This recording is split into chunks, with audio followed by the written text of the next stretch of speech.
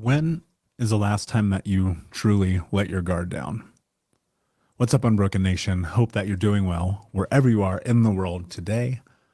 So, I was thinking about this really at depth just last night, actually, and coming to this really interesting truth about this experience, in that the higher your guard is up mentally, emotionally, spiritually, the more difficult it is to step into this journey of healing. And the really interesting kind of juxtaposition of that is understanding that having your guard up actually can create and elicit a sense of safety. And what I think is really interesting as you go deeper down that rabbit hole is that the greatest sense of healing, of freedom, and of trusting yourself, and thus allowing that to exist outside of you and in through the world and your environment, is by letting your guard down with yourself first. And I was thinking about that moment in the mirror, right? You guys have heard my mirror moment, and coming to the conclusion of no excuses, just results, of you are not a child anymore, of taking inventory of my life and the willingness to take control over everything that was next. And one of the things I don't know that I've necessarily gotten deep into with you around mirror work was the first couple of months after that, and these experiences of looking at myself in the mirror on a daily basis for a very long period of time and telling myself, I love you, was probably the most uncomfortable experience of my life. You know, growing up, you hear all the time, you know, you're not good enough, you're not strong enough, you're not capable enough. It's no wonder your parents left, no wonder this, no wonder that, right? Whatever it is. And we all have these really interesting stories. We all have all of these experiences that shape us. Well, for me, looking in that mirror, and inevitably, which you've heard me say many times, led to being okay with the reflection, started with not. It truly started with not being okay. It truly started with carrying a lot of pain, a lot of shame, a lot of guilt, a lot of hurt, a lot of anger, a lot of frustration, and initially an unwillingness to be vulnerable with myself. A willingness to not give myself grace, a willingness to not allow me into me. You know, when you go through, whether it be the book or Think Unbroken workshops or any of the aspects of this journey with me, or on your own, there's nothing more powerful than that mirror. And what it does, if you're willing to step into it, which, just to be frank, took me a very long time to be willing to do, if you're willing to step into the vulnerability of self, you'll discover everything that you need to know. You know, there was one pivotal moment that I remember, and I've never shared this story before. It was after a night out at the bar, and this was, I don't know, I was probably 27, right? Got just completely hammered drunk. And I was on the journey. Like, I was still doing the work. I was still like going to therapy. I was like trying to figure this out, but I was still having these crazy party nights, right? Part of it was my environment, which now I recognize and I understand. But the other part of it was I was holding on so tightly to that old identity. I was so scared of letting go of that version of me because I was trapped in, like, who's going to love me? Who's going to like me? Who's going to care about me if I'm not party guy? And around this time, I've literally never said this on the show. Around this time, I had always allowed for my entire life, this 27, 28 years in, allowed people to call me Mike. And even as a child, I hated it because I never felt like a Mike, right? I felt like a Michael. And this pivot happened where I realized, like, wait a second, these guys, these people in my life, these folks that I party with, they like drunk, loud, brash, abrasive Mike. The guy who talks about football and like strip clubs and will drink you under the table and will pound a giant extra large pizza and have no remorse for any of the damage left in his wake. And I like that guy too. Like that's what's so crazy about, like, there was something about me, especially then. I loved the feeling of, I don't want to call it invincibility because that would be really weird word to use, but it was this feeling like that guy, that Mike did not have to be responsible.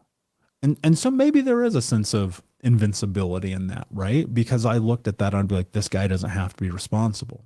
He can do whatever he wants. He can be a monster to people, to himself especially. Because why does it matter? This is Mike. And oh, fuck, even saying that is so uncomfortable right now. I just do not feel in alignment with that person.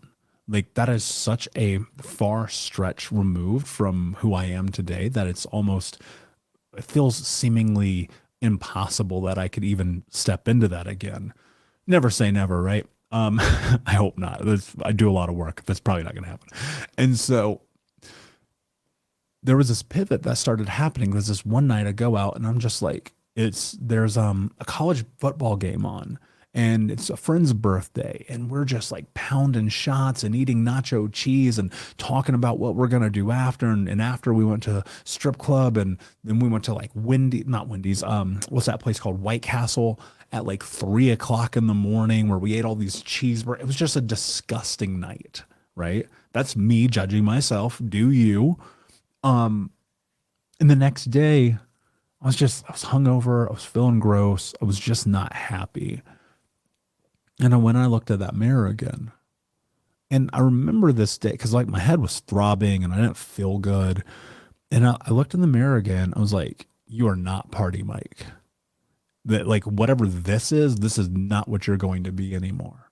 And I had to get super vulnerable with myself and allow myself the space to be okay with that truth and to reconcile that from that moment forward. I did not want to be that person anymore. I did not want to, that did not feel aligned. It did not feel true about my experience. And it started this shift. Because I'd look in this mirror and I'd be like, I love you. But I didn't love that part of me. Now, and I know everyone says, you should have compassion, empathy, grace, sympathy for all the parts of you. And look, for some people, that is exactly what you need to do. And I've shared this about me before. But for me, that's not what it was. For me, what I needed to do was fully acknowledge that A, that was not who I wanted to be. And that B, or two, is that I would do anything in my power to continue to move towards being the person I thought I was capable of. Now, again, I've told you guys this before, 26 to 29 were the hardest years of my life. And that came because of moments like this, because I was in a lot of pain, just emotional pain. I was in physical pain too, because I was not taking care of myself. I mean, I was, but definitely not as good as I do now, but better than I had been, but not good enough, right? It was like that transition. It's like training wheels were still happening. Or like when a baby first learns to walk, like I'm still like taking 2 steps and falling on my ass. And that's kind of what this window felt like. And this one particular day, as I stood there and I was looking in that mirror and I was like, I love you, but I don't love that part of you. Right? And looking and having this really deep, powerful, emotional experience with myself and making a decision that I didn't want to be Mike anymore. And that was something that, I talk about this idea about living life on your terms, doing what you want to do, not doing what you don't want to do. And that's about boundaries and it's about self-awareness and it's about this concept of know thyself. And for me in that moment, it was about honoring my truth, which I think is also a really big part of this. And I needed so desperately to honor that truth because even as a kid, I just hated, there's no other way to phrase it, being called Mike. It's even funny because I was on a friend's show the other day and we're pals and she said Mike and I said, no, please, Michael. Because I was honoring that boundary, that truth for me. And, one day might be Grandpa Mike or Uncle Mike. I mean, shit, I don't know. I can't predict the future. But what I can tell you right now is that I'm holding true to the fact that that's not an alignment, right? Because as the saying goes, what's in a name? Well, for some people, if you're like me a lot, it matters. It's important. And it's important to me not to be that. And so getting into this mirror, having this experience, looking at myself and saying, I don't want to be Mike, was about shedding. It was about shedding a part of who I was, a part that needed to be shed, a part that needed to be removed, a part that needed to be exercised for like literally, mentally, physically, emotionally in my experience. And there was this massive, massive vulnerability in that moment with myself to let that guard down, to honor that thing that I so desperately had wanted for 27 years, to not be a Mike, because that's not how I felt like I was.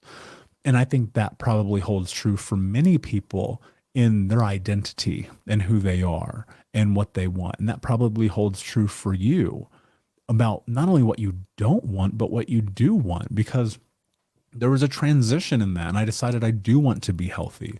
I do want to take care of my physical body. I do want to take care of my mind. I do want to continue to step forward and trying to figure out who I am.